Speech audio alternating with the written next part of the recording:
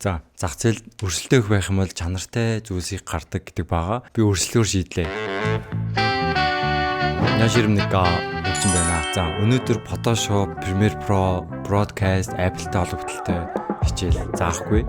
Ямар хичээл заах вэ гэхээр DaVinci Resolve-ийн талаар та бүхэн зааж өгөх болно. Монгол хэл дээр за хоёр өдөө байгааг би мэднэ. За нэг нь болохоор итгэл таш гээд одоо Австрал билүү Монгол руу ирэх гэж байгаа гэсэн нэг ах байгаа. За хоёрд болохоор Dixbat гээд бас контент бүтээгч байгаа. Энэ хоёр болохоор DaVinci-ийн хичээлийг одоо оруулаад явж байгаа. За маш их сайн ашигладаг байгаа. Гэхдээ миний хувьд болохоор тэгвэл ямар талаас нь заах вэ гэхээр өнгө талаас нь илүү наривчлаад бичлэг монгол хэл дээр заагаа явж байгаа. За тэгвэл миний хувьд болохоор илүү edit тал дээр нь та бүхэнд зааж өгье. Сүүлийн үед болохоор дэлхийд дээрх ютуберүүд бүгд Premiere Pro-гаас DaVinci руу шилжиж байгаа. За яагаад гэдгийг та бүхэн мэдэж байгаа байх. Сүүлийн үед яагаад ч юм бэ хүмүүс DaVinci-г заагаад өгөөч гэсэн хүсэл зөндөө ирсэн байгаа. За миний хувьд болохоор Adobe програмуудыг зааж байгаач. За видео эдит хийдэг Premiere Pro-тэй төстөө DaVinci-гийн талаар та бүхэнд бас заагаар шийдлээ. За миний хувьд яагаад DaVinci-г ашиглаж байгаа вэ гэхээр за угаасаа DaVinci-г ашиглаж байгаа гол шалтгаан нь өнгө colorist гэдэг мэргэжилтнүүд байгаа. За тэр нь болохоор одоо Hollywood-ч байна уу, Netflix-ч байна уу, тэр кинонуудын өнгийг тавьдаг одоо дүрсний өнгө тавьдаг мэргэжил гэсэн үг байгаа. За тэр colorist-ууд яадаг вэ гэхээр DaVinci гэдэг програмаар болохоор видео эдит хийснийг color буюу өнгийг нь тавьдаг байгаа. Magic гэдэг компани байгаа. За миний хувьд болохоор техник технологид маш ойрхон байдаг. За Blackmagic-ийн төхөөрөмжүүд ч гэсэн за маш их хэрэглэгддэг байгаа. За Blackmagic-ийн камерч бай. За техникийн хэрэгслүүдэд Blackmagic-ийн маш олон төхөөрөмжүүд байдаг. За тэр компаниас гаргасан DaVinci Resolve гэдэг програм нь болохоор дэлхий дээр байгаа бүхий л colorist энэ програмаар дамжуулаад за өнгө тавьж байгаа. За та бүхэн харсан бол нэг одоо урдаа ингээл баахан төхөөрөмж тавьсан өнгийн янзалж 3-4 монитор тавьсан тийм дүрстэл өмнө нь зөндөө харсан байх. За сүүлийн үед болохоор хүмүүс iMac-ийг тавьж байгаа. Урдаа Blackmagic-ээс гаргасан colorist механик контролыг аваад за өнгийг янзалдаг болсон байгаа. За тэгвэл DaVinci-г болохоор хүмүүс зүгээр өнгө тавьдаг програм гэж боддог байгаа. No. За бүгдийг хийдэг байгаа. За та бүхэнд би өнөөдөр харуулах болно.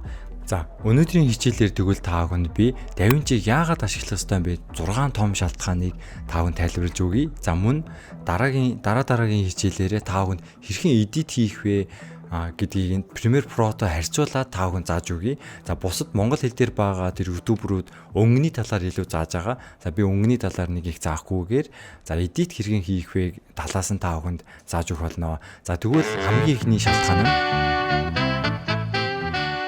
нэгд нь болохоор үнэгүй байгаа. За үнэгүйгээр гоё бавс. Тэгэхээр юу гэсэн үг вэ? Crack ашиглахгүй гэсэн үг. За бид нэр Premiere Pro за бас Final Cut ч юм уу. За энэ програмуудыг ашиглах гэхээр төлбөртэй байгаад байгаа шүү дээ. За хулгай аргаар ашигладаг ч юм уу эсвэл мөнгөний төлөөд ашигладаг да. Гэхдээ DaVinci маань үнэгүй байгаа. Тэр нь гоё байгаас. Тийм учраас та зүгээр интернет рүү ороод даунлоад хийх юм бол ямар нэг crack хийхгүйгээр компьютер дээр чи үнэгүй хувилар нь шууд суугдана гэсэн үг. За мэдээж төлбөртэй хувилар нь байгаа. За тэр нь Монгол мөнгөөр сая 600 орчим болдог байгаа. Гэхдээ төлбөргүй хувилар нь хангалттай өнгөө тавиад эдит хийхэд бүрэн боломжтой байгаа. Нэрээ 4K видеог ч гэсэн экспорт хийх боломжтой шүү дээ. Хоёрд нь өнгө байгаа. За миний хувьд яагаад DaVinci-г сурах болсон бэ гэхээр мэдээж бичлэгний өнгийг хэрхэн гоё янзлах уу гэж судалж хайгасаар ирэхэд за DaVinci дээр л тулдаг юм байна. За та бүхэн DaVinci-г сурчих юм бол Hollywood-д одоо гарч байгаа кино, Netflix дээр гарч байгаа кино, бүхий л киноны өнгийг энэ DaVinci дээр тавьдаг гэсэн үг байгаа. За яагаад тэгэхээр HDR, RAW 32 бит өнгийг бүр боловсруулах чадвартай байгаа. Та ихтэй буруу ойлгож болохгүй шүү. Зүгээр л бичлэг оруулж ирээд өнгийн тавьчихаар гоё болчдөг гэсэн үг биш. Миний хувьд болохоор Sony-гийн Alpha 7C гэдэг full frame камерыг хэрэглэдэг байгаа. За яагаад би камера яриа явуулсан бэ? RAW видео бичдэг гэсэн үг байгаа. За RAW видео гэдэг нь юу вэ гэхээр би өмнө нь ч бас тайлбарласан. За Lightroom гэдэг Adobe-ийн зураг янзалдаг програм байгаа. За бид нэр зураг дарахдаа RAW-аар дарчих юм бол илүү өнгөний өргөн хүрээн дотор зургийг янзлах бүрэн боломжтой байдаг. За түүнтэй ижилхэн за бид нар RAW видео авчих юм бол За өнгийг тэр чинээгээр янзлах боломжтой гэсэн үг. Тэгэхээр та RAW видео авах танд камер байгаа юу гэдгийг та өөрөөсөө асуух хэрэгтэй. За миний мэдихнийг авах. За би DaVinci сурна. Гоё өнгийг янзалдаг. Гоё одоо бүр өнгийн гоё янзалдаг болно гэдэг ч юм уу. Тэгж бас ярьж исэн. За гэхдээ тэр яг үндсэндээ RAW видео авах танд камер байгаа мó гэдэг асуудал байгаа гэсэн үг. RAW видеоны өргөтгөлүүд байдаг байхгүй юу? За Sony-д болохоор S-Log 2, S-Log 3, за эсвэл Cineton гэдэг ч юм уу. Энд болохоор C-Log 2, C-Log 3 байгаа заяа.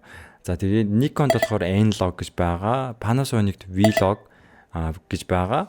За Fuji-д F-Log 2 гэж байгаа. За Blackmagic болохоор Blackmagic RAW гэдэг ч юм уу. За энэ RAW энэ видеог за та бүхэнд би харуулъя л да. За миний одоо бичлэгийн RAW видео өнгөгүй видео нь болохоор энэ гэсэн үг. За харж байна уу? За та бүхэн иймэрхүү дүрслэлүүдийг харж ирсэн үү? Нэг юм өнгөн нэг цайвар өгцөн ч юм уу? За энэ болохоор RAW видео байхгүй юу? За хэрвээ ийм RAW видеог та авах боломжтой. За эсвэл та бүр цаашдаа илүү RAW видеог өнгийг нь гоё тавьдаг бүр цаашдаа сурах гэх юм бол DaVinci-г сурах нь алцахгүй гэсэн үг байгаа. За камерын дээр RAW-ын талаар ярих юм бол бас бүр маш олон бичлэг болно. За энэ хэмжээнд хүрээ зогсъё. За тийм учраас та бичлэгээ RAW-аар авах боломжтой юу гэдгээ та бодох хэрэгтэй. За хэрвээ та RAW-аар бичлэгээ авах бүрэн боломжтой бол та өнгөө яаж янзлах бүрэн боломжтой гэсэн үг байгаа. Гурав нь болохоор маш сайн гүйцэтгэл байгаа. За тэр нь юу гэсэн үг вэ? Та маш том файлуудтай ажиллахад илүү хэлбэр. За Apple Silicon-ы M1, M2, M3, M4 байгаа шүү дээ. Мөн GPU-тэй компьютерүүд байгаа. За тэн дээр Premiere Pro ажилладаг да. Гэхдээ Premiere Pro-гоос илүү хурдан ажиллах одоо чадвартай гэсэн үг байгаа. За энэ нь болохоор маш том давуу тал. Дөрөвд нь болохоор AI функцүүд байгаа. За үүнд болохоор Magic Mask байгаа. За AI ашиглан объект болон хүний арын фоныг ялгах боломжтой байгаа DaVinci дээр. За тэгээ Reframe бас байгаа. За сүүлийн үед TikTok ч юм уу Instagram-д ашиглаж байгааг автоматар хэмжээг нь тохируулах боломжтой. За гурав нь болохоор text based editing буюу за дууны текстээр тулгуурлан видео засах боломжтой. За энэ нь болохоор дөрөвт давуу тал нь байгаа. Гавд нь болохоор бүх шатных нь зөрүүлэгдсэн байгаа. За та анхан сурч байна уу эсвэл эксперт буюу Hollywood-ийн киноны өнгийг янзалж байна уу хамаагүй. За энэ DaVinci-г сурах боломжтой. За cut page гэх хэлбэр засварлах боломжтой байдаг учраас сурахад бас амархан байгаа. Ургаад нь болохоор баталгаатай ирээдүй. За яагаад тэгэхээр Hollywood-ийн томоохон студиудад одоо ч гэсэн DaVinci-г ашиглаж байгаа болохоор ирээдүйтэй гэсэн үг байгаа. За тэгээд Blackmagic Design гэдэг компани маань шинжилэлтүүдийг маш их хийдэг учраас бас видео эдит хийдэг биднэрт маш их хэрэгтэй байгаа.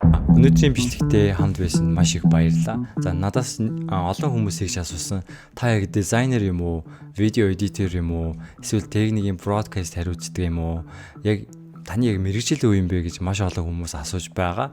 За миний хувьд болохоор эдгээр програмуудыг бүгднийг ямар нэгэн хэмжээнд бүтээл гаргахаар бүгдийг суралцсан гэсэн үг байгаа. За хэрвээ та 10 жилийн сурагч болвол за эдгээр програмуудыг сурахаасаа өмнө та бүхнийг би заавал хэл сураасаа гэж зөвлөж байна. За англи хэл юм уу, солонгос хэл. За яагаад тэгэхээр би эдгээр бүхий сурсан зүйлээ бараг 95%-ийг нь солонгос хэл дээр сурсан. Сүүлийн үед болохоор солонгосчууд Netflix-д болохоор маш олон кино контентуудыг оруулж байгаа. За тэр хэмжээгээр чанартай байна гэсэн үг. Солонгос хэлээр сурсан гэсэн үг байгаа. За тэгэхээр би өөрийнхөө бүхий сурсан зүйлээ монгол хэл дээр хайх юм бол хайлт илэрцгүй байгаа. За тийм учраас солонгос хэлийг сурчих юм бол би эдгээр бүхий талын зүйлсийг бүхий эксперт мэргэжилтнүүднээс нь сурах боломжтой гэсэн үг. Юу гэхээр зүгээр Netflix-ийн одоо colorist буюу өнгө тавьдаг хүн YouTube хийгээ явж штэ. За тэгээд ноу хава YouTube дээр солонгосоор заагаад явж байна. Тийм учраас та Монгол солонгос хэл мэдэхгүй болвол тэр хичээлийг үзээд ойлгохгүй штэ. Тийм учраас 10 жилийн дүүнер манд байгаа болвол та хүн эдгээр маш олон юм програмуудыг за нэг сурсан ч биш, сураагүй ч биш байж байхаар зөвхөн хэлээ үнэхээр сайн ойлгодог хэмжээнд хэлээ маш сайн бэлдээрээ. Тэгэх юм бол эдгээр мэдлгүүд YouTube-ээр маш олон сайтаар бүр битүү байна. Маш олон эксперт, маш олон мундаг хүмүүсийн хичээлүүд зөндөө байна. За яг монгол хэл дээр контент оруулж байгаа хүмүүс байна л да. Гэтэ тэр хэмжээгээр тэдгээр хүмүүсийн төвшөнд хүрэхгүй байхаа гэж бодож байна. За хүрдэг байлаа ч гэсэн та хэл сурчих юм бол маш олон хүмүүсээс суралцаа явах боломжтой байгаа. За миний зүгээр даваа тал нь гэхүү. За энэ солонгос хэлээр маш олон одоо эксперт мундаг хүмүүсийн хичээлийг сураад за дагалдаад олон жил сурсан тийм давуу тал байна. За тийм учраас за эдгээр суур хичээлүүдийг болохоор та бүхэнд би баавуугаар бэлтгээд зааж оруулах болно. Эцгийг дуустал нүцэнд маш их баярлалаа. За дараагийн хичээлээрээ за DaVinci-г хэрхэн ашиглах уу, хэрхэн эдит хийх үү гэдэг хичээлүүдийг та бүхэнд оруулаад за хамгийн амар аргаар Premiere Pro-той харьцуулаад за та бүхэн заагаад явах болно. За тэгвэл дараагийн бичлэгээрээ уулзцаая. Аньян.